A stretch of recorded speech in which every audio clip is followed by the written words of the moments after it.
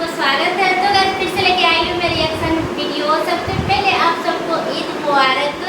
तो गाइस कल कुर्बानी था और कुर्बानी के मौके पे मैं ऐसी वीडियो लेके आई हूँ जिसे हर किसी को देखना चाहिए। तो गाइस हम लोग का कुर्बानी कब से स्टार्ट है और कब से ये सब कर रहे हैं हम लोग, तो इस वीडियो में काफ़ी अच्छा से बताया गया है, तो हर किसी को देखना चाहिए। तो गाइस आज का वीडियो काफ़ी हेल्पफुल होने वाला है, आप लोग अंत तक जरूर देखना और सब्सक्राइब कर लीजिएगा। प्यारे दोस्तों, हजरत इब्राहीम अलैहिस्सलाम वो पैगंबर थे जिनसे अल्लाह ताला ने बहुत बड़ी बड़ी कुर्बानियां ली। नमरूद ने उन्हें आग में जलाने की कोशिश की, मगर अल्लाह ने उन्हें सलामत उस आग से बाहर निकाल लिया। जब हजरत इब्राहीम अपने घर वापस लौटे तो उनके वालिद ने उनसे कहा, ऐ इब्राहीम, अगर तुम अपने अल्लाह को नहीं छोड़ते तो मेरे घर से निकल जाओ। हजरत इब्राहीम अलैहिस्सलाम ने बिना किसी शिकवा के अपना घर छोड़ दिया और मिस्र की जानिब रवाना हो गए। जब मिस्र के बादशाह को यकीन हो गया कि इब्राहीम अल्लाह के नबी हैं, तो उसने अपनी बेटी हजरत हाजरा का निकाह इब्राहीम से कर दिया। इसके बाद हजरत इब्राहीम अपनी बीवी हाजरा को लेकर फिलिस्तीन चले गए और वहीं रहने लगे। हजरत इब्राहीम की कोई औलाद नहीं थी, इसलिए वो दिन रात अल्लाह से दुआ करते रहते, ऐ मेरे रब, मुझे एक नेक और फरमाबरदार बेटा अता फरमा। सालों गुजरते गए लेकिन बेटा नहीं हुआ। उम्र भी ढलती चली गई मगर दिल में उम्मीद बाकी रही। 84 साल की उम्र में भी वो अल्लाह से यही इल्तिजा करते रहे, ऐ अल्लाह, मैं तेरी रहमत से मायूस नहीं हूं, मुझे एक बेटा अता कर जो बुढ़ापे में मेरा सहारा बने। आखिरकार अल्लाह ने उनकी दुआ कबूल फरमा ली। 84 साल की उम्र में हजरत इब्राहीम को एक प्यारा सा बेटा अता हुआ। उन्होंने उसका नाम इस्माइल रखा। आप अंदाजा लगाइए, एक बाप जिसने 84 साल की उम्र में बेटा पाया हो, उसकी मोहब्बत उस बेटे से कितनी होगी। वो हर वक्त उसे सीने से लगाए रखते, चूमते, कंधों पर बिठाकर बाजारों में फिराते, उसके साथ खेलते और हंसी मजाक करते। अभी बेटे की पैदाइश को एक हफ्ता भी नहीं गुजरा था कि हजरत जिब्राइल अलैहिस्सलाम इब्राहीम के पास आए और कहा, ऐ अल्लाह के नबी, अल्लाह का हुक्म है कि आप अपनी बीवी और बच्चे को खुद से जुदा कर दें। यह सुनकर हजरत इब्राहीम का दिल कांप गया। बोले, ऐ जिब्राइल, मैं अपनी बीवी और बच्चे को कहां छोड़ूं? जिब्राइल अलैहिस्सलाम ने जवाब दिया, जहां अल्लाह हुक्म देगा मैं वहां ले जाऊंगा। कल सुबह इंसानी शक्ल में ऊंट पर आऊंगा, आप अपनी बीवी और बच्चे को तैयार रखना और मेरे पीछे चलना। अगली सुबह हजरत जिब्राइल ऊंट पर सवार होकर आए। इब्राहीम अलैहिस्सलाम ने भी अपनी बीवी हाजरा और बेटे इस्माइल को ऊंट पर बिठाया और खुद भी ऊंट पर सवार हो गए। जिब्राइल का ऊंट आगे आगे, इब्राहीम का ऊंट पीछे पीछे चलता रहा। वो फिलिस्तीन से चले, शहर दर शहर गुजरे, हफ्ते महीनों में बदलते गए और 1 महीने के सफर के बाद अरब की सरजमीन पर पहुंचे। उस वक्त अरब वीरान था, न कोई इंसान न परिंदा। जिब्राइल का ऊंट काले सुनसान पहाड़ों के दरमियान चलता रहा। आखिरकार 4 ऊंचे पहाड़ों के बीच एक वादी में पहुंचे जहां आज काबा मौजूद है, लेकिन उस वक्त वहां दूर दूर तक कोई नहीं था। जिब्राइल ने ऊंट रोका और कहा, ऐ इब्राहीम, अल्लाह का हुक्म है कि आप अपनी बीवी और बेटे को यहीं उतार दें और खुद वापस चले जाएं। ये सुनते ही हजरत इब्राहीम अलैहिस्सलाम का दिल कांप उठा। वो वही इब्राहीम थे जो आग में फेंके जाने पर भी खामोश खड़े रहे थे और सिर्फ इतना कहा था, मेरा रब मेरे लिए काफी है। मगर आज जब जिब्राइल अलैहिस्सलाम ने उन्हें कहा कि अपनी बीवी और बच्चे को इस सुनसान जगह पर छोड़ दो, तो इब्राहीम अलैहिस्सलाम बेचैन हो उठे। बोले, ऐ जिब्राइल, ये तुम क्या कह रहे हो? यहां तो ना पानी है ना खाना, मेरे बीवी और बच्चे यहां कैसे जिंदा रहेंगे? जिब्राइल अलैहिस्सलाम ने जवाब दिया, ऐ अल्लाह के नबी, यही अल्लाह का हुक्म है, आप इन्हें यहीं छोड़ दीजिए और फिलिस्तीन लौट जाइए। इतना कहकर जिब्राइल चले गए और इब्राहीम अलैहिस्सलाम रह गए, अपनी बीवी और बच्चे को हसरत से देखते हुए। उन्होंने इस्माइल को गोद में उठाया, सीने से लगाया और उनकी आंखों से आंसू बहने लगे। शायद दिल में यह ख्याल आया हो, क्या मैं अब इस बच्चे से जुदा हो रहा हूं? पता नहीं फिर कभी इसे देख पाऊंगा या नहीं। उन्होंने जल्दी से लकड़ियां इकट्ठा करके एक छोटी सी झोंपड़ी बनाई और अपनी बीवी और बेटे को उसमें बिठाकर ऊंट पर सवार हुए और फिलिस्तीन की ओर चल पड़े। शौहर को जाते देख हजरत हाजरा दौड़ती हुई पीछे आईं, रोती हुई बोली, आप मुझे इस वीरान वादी में छोड़कर कहां जा रहे हैं? यहां तो न खाना है न पानी। मैं और मेरा बच्चा यहां कैसे जिंदा रहेंगे? हम तो मर जाएंगे। इब्राहिम अलैहिस्सलाम कुछ जवाब देने ही वाले थे कि जिब्राइल फिर आए और बोले, ऐ अल्लाह के नबी, आपको हुक्म है कि बीवी को कोई जवाब ना दे, बस खामोशी से फिलिस्तीन लौट जाए।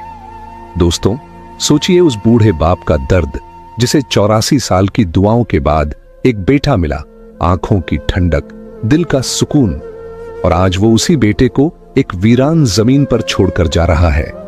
ऊंट आगे बढ़ रहा था और हाजरा गोद में इस्माइल को लिए उसके पीछे पीछे दौड़ रही थीं। रोते हुए पूछ रही थीं, आप हमें क्यों छोड़कर जा रहे हैं? मैं आपके बगैर इस सुनसान जगह में कैसे जिंदा रहूंगी? मेरा बच्चा तो मर जाएगा। आप तो जानते हैं ये बच्चा हमें कितनी मिन्नतों और दुआओं के बाद मिला है। क्या आप ऐसे ही उसे यहां अकेला छोड़ देंगे? वो बार बार यही सवाल करती जा रही थीं, मगर इब्राहिम अलैहिस्सलाम को हुक्म था खामोशी। अंदर एक तूफान मचा था, दिल टुकड़े टुकड़े हो रहा था, मगर जुबान पर ताला था, सिर्फ अल्लाह के लिए।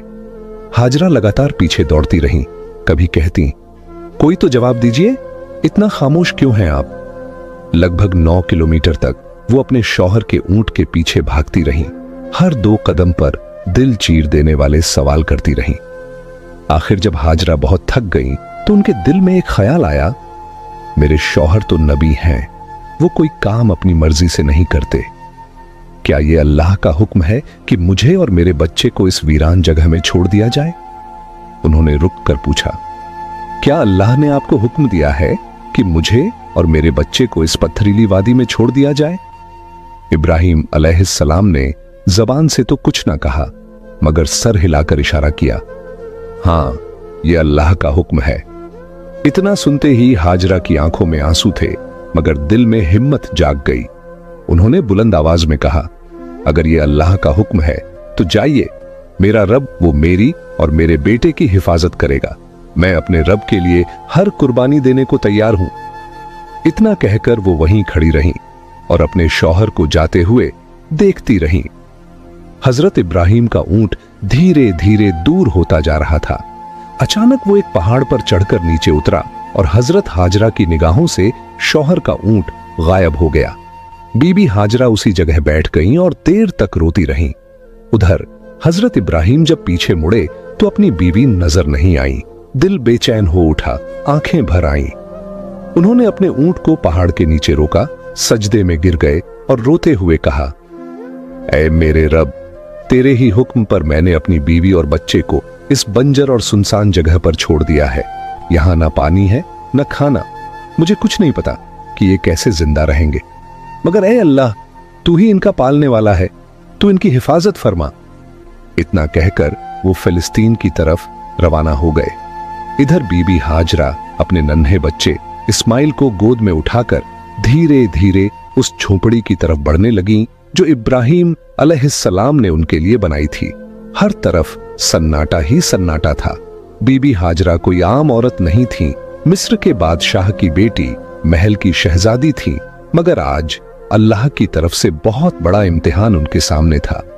वो झोंपड़ी में पहुंची, रात हो चुकी थी। खामोशी से बच्चे को गोद में लिए बैठी रहीं।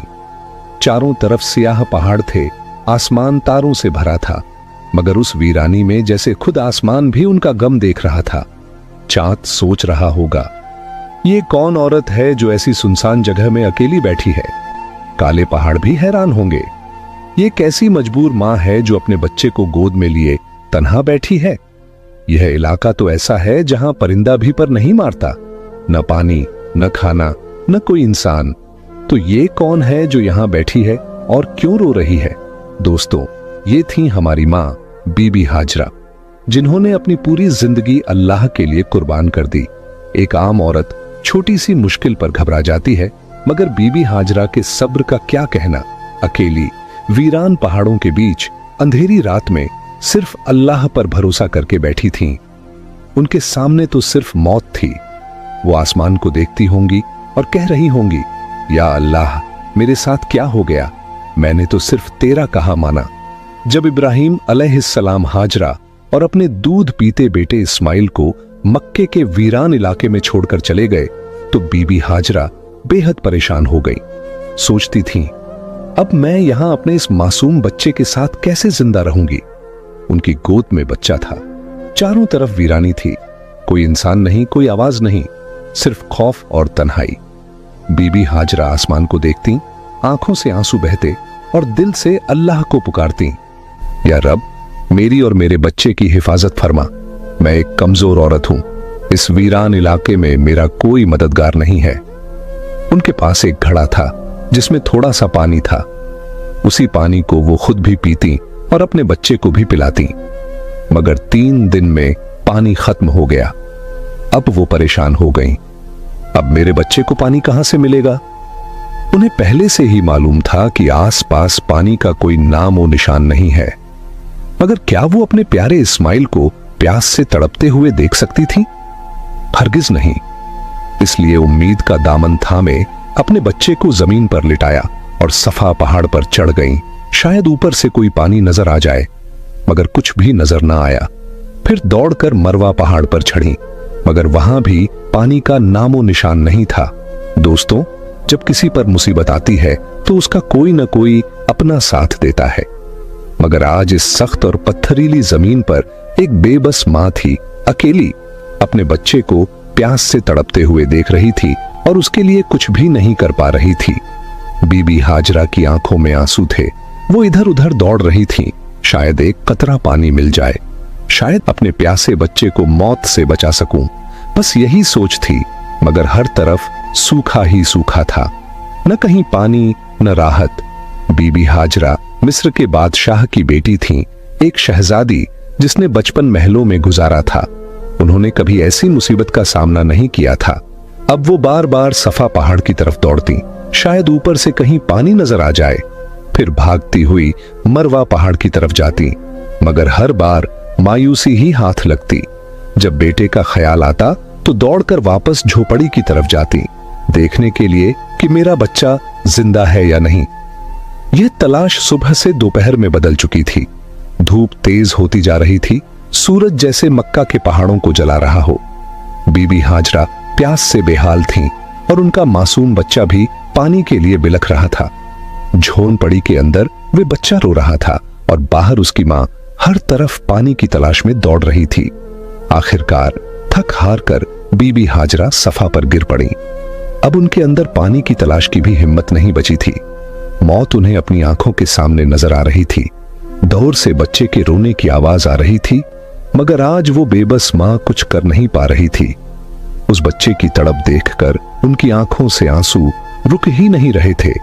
वो बार बार अल्लाह से फरियाद करती रहीं, ऐ अल्लाह, मेरे बच्चे की हिफाजत कर, मैं उसे अपनी आंखों के सामने मरते नहीं देख सकती।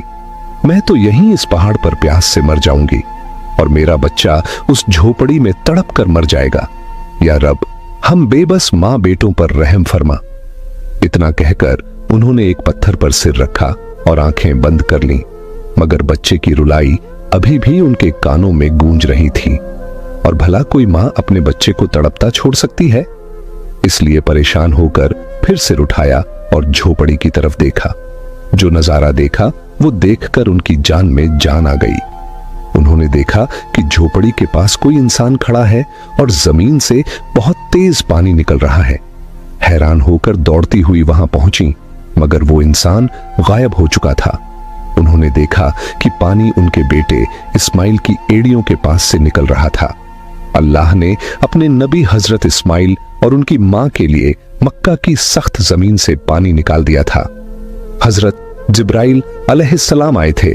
उन्होंने छोटे इस्माइल के दिल में यह ख्याल डाला कि अपनी एड़ी जमीन पर मारो, और जैसे ही इस्माइल ने ऐसा किया, नीचे से चश्मा फूट पड़ा। उसके बाद जिब्राइल चले गए।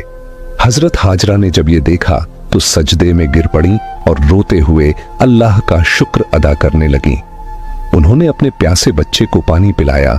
वो पानी इतनी रफ्तार से निकल रहा था कि बीबी हाजरा ने मिट्टी और पत्थरों से उसके चारों तरफ एक मुंडेर बना दी ताकि पानी एक जगह ठहर जाए। आज उसी चश्मे को जमजम का कुआं कहा जाता है। जमजम का पानी आज तक कभी खत्म नहीं हुआ। बीबी हाजरा अपने बेटे इस्माइल के साथ उसी झोपड़ी में रहने लगी। वो झमझम का पानी पीती और आसपास उगाए खजूर और कुछ फलों से अपनी जिंदगी गुजारती। अब जब पानी आ गया था तो धीरे धीरे फल और राहतें भी वहां पहुंचने लगी। कई महीने यूं ही गुजर गए। एक दिन उधर से 20 लोगों का एक काफिला गुजरा। उस काफिले का सरदार एक समझदार आदमी था। उसने आसमान में एक परिंदा उड़ता देखा और कहा, यह परिंदा हमेशा पानी के आसपास उड़ता है, मगर हम तो जब भी इन पहाड़ों के पास आए हैं कभी पानी नहीं देखा। अगर यहां पानी न होता तो यह परिंदा यहां क्यों उड़ता? फिर उसने एक आदमी से कहा, जाकर देखो कहीं पानी नजर आ रहा है। वो आदमी थोड़ी दूर चला, एक पहाड़ पर चढ़ा और सामने देखा एक चश्मा बह रहा था और उस चश्मे के पास एक औरत अपने बच्चे को गोद में लिए बैठी थी। ये देखकर वो आदमी बहुत हैरान हुआ। जल्दी से जाकर अपने सरदार को बताया, ऐ मेरे सरदार, आपकी बात बिल्कुल सच निकली। वहां एक पानी का चश्मा बह रहा है और एक औरत अपने छोटे बच्चे को लिए उसी चश्मे के पास बैठी है। सरदार को यह सुनकर बेहद हैरानी हुई। इस वीरान सुनसान इलाके में कोई औरत कैसे रह सकती है? वो फौरन उस चश्मे की तरफ गया। जब वहां पहुंचा तो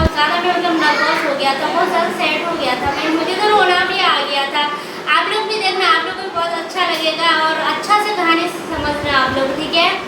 तो गाइस, जिसका तरफ 44 साल के बाद एक औलाद पैदा हुआ, फिर उन औलाद बीवी बच्चा को छोड़ के उन लोगों से दूर जाना पड़ा, तो कैसा लगेगा? गाइस, ये बात सुन के ना मैं बहुत ज़्यादा सैड हो गया था, तब मैं नर्वस हो गया था। मैं क्या बताऊँ आप लोगों को, आप लोग भी देखना, आप लोगों को भी बहुत अच्छा लगेगा। तो गाइस, 44 साल यही है। वाह, एक तो औलाद पैदा हुआ, वो भी बेटा, वो भी बेटा को, वाइफ को छोड़ के उन लोग से दूर जाना पड़े, तो कैसा लगेगा? वो ये बात सुन के तो मैं तो बहुत ज़्यादा नर्वस हो गया था। अभी मैं बहुत क्या बताऊँगी मैं, आप लोग भी देखना कि आप लोगों को बहुत अच्छा लगेगा और ये कहानी सुन के मुझे बताना आप लोगों को कैसा लगेगा, ठीक है? अच्छा या खराब, जो भी फील होगा, अच्छा फील होगा, सैडनेस फील होगा, कुछ भी हो, मुझे कमेंट बॉक्स में ज़रूर बताना आप लोग, ठीक है? तो गाइस, ठीक है, आज का रिएक्शन वीडियो मेरा यही तक है। अच्छा लगे तो सब्सक्राइब कर लीजिए, लाइक कर लीजिए और ज़्यादा से ज़्यादा शेयर कीजिएगा।